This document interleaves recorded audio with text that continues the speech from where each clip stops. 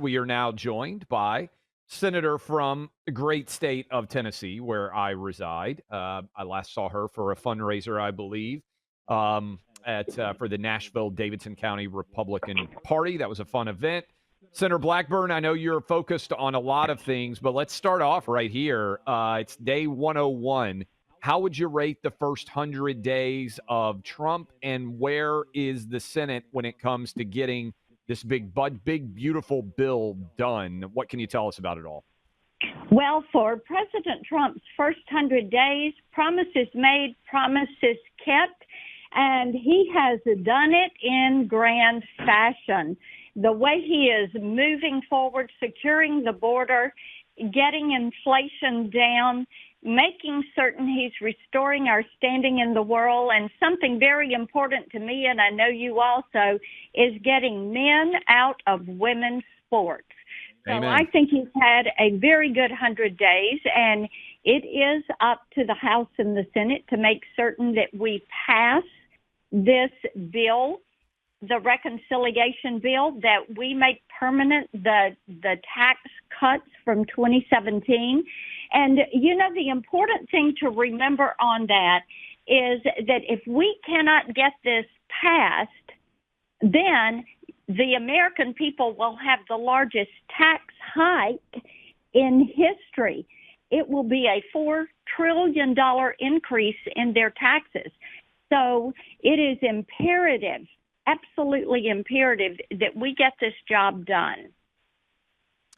Senator Blackburn, thanks for being here with us. I know after you talk to us here, you're going to be at the White House Invest in America event. What's going on with that? I mean, we know what Trump has been up to policy-wise up to this point. We talked about the 100-day, the 100 days in yesterday, and looking at what has been a phenomenal start for his second term. But what can you tell us about investing in America and some of the plans, deals, programs, et cetera, that Trump's trying to get accomplished? Yes. What we know is that there has been $5 trillion of investment committed in the U.S.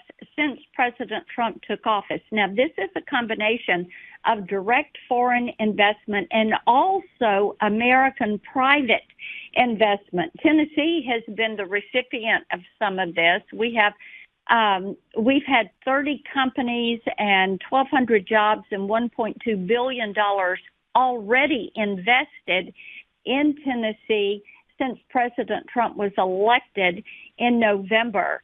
And this is 1,200 jobs. Now, part of that is private, part of that is direct foreign investment in our state. But it proves the point that people want to invest in America. They know that they want access to our market. They know that if they manufacture here, they're not going to pay the tariffs.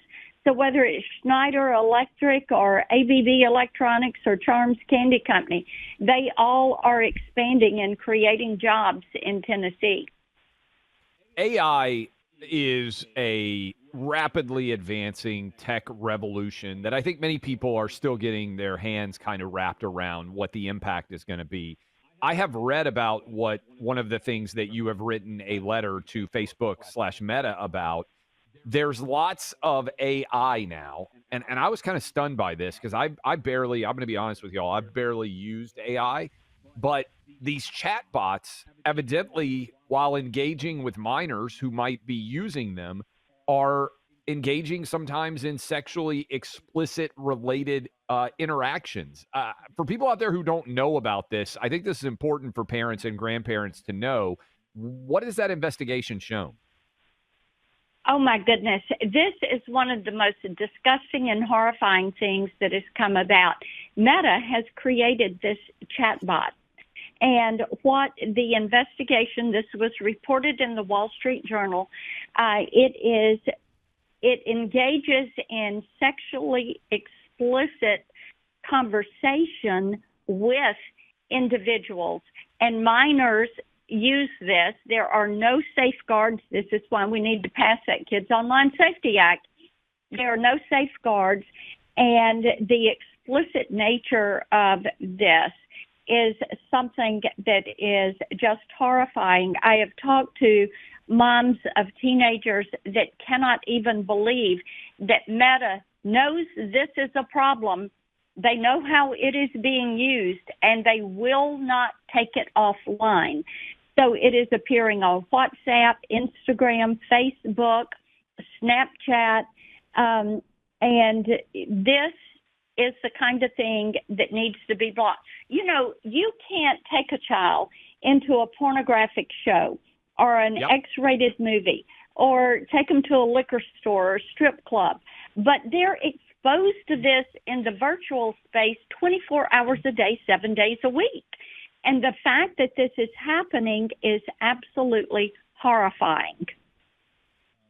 Senator Blackburn, are you sensing any pushback from your Senate Democrat colleagues in terms of dealing with this problem? Or there are some areas where I think we would all like to believe, we'd like to believe at least, I know it's not perfect, that there is a bipartisan desire still that exists, and it's protecting children, I think, would be high on that list. Is this something you think that legislation could get done in a bipartisan way to protect the kids, or what's the holdup? The Kids Online Safety Act passed through the Senate on a 91-3 vote. And there we go. Yes, and it failed in the House. You had Speaker Johnson and Leader Scalise who did not bring the bill forward at the end of the last Congress. Senator Blumenthal and I are refiling the bill in the next week, and we are going to push it through in the Senate again and give our friends over in the House the opportunity to join us so we can get this to President Trump's desk and put a duty of care on these social media platforms so that you are able to block them, and that parents and kids have a toolbox and can disable some of these algorithms so that kids are not exposed to these things in the virtual space. Why is Facebook? I mean, this clearly is not a good, this is not a good area you would think for them to be in opposition. You know, parents, you've got bipartisan Senate vote for this. You said over 90 votes going. Are they just saying it's technologically difficult for them to handle this problem, or what are the social media companies, specifically Facebook, saying? Yeah, Buck, what they do is they use our children as a profit center because their value is based off the number of eyeballs that they can connect with every day and the amount of time that they can hold those eyeballs. So the longer they can keep a kid scrolling or listening or looking, the better off they are as far as their profit goes. You know, Meta even assigned a dollar value to each kid that is on their site. I think the dollar value was $247. And that's what the profit margin is on that kid for a year.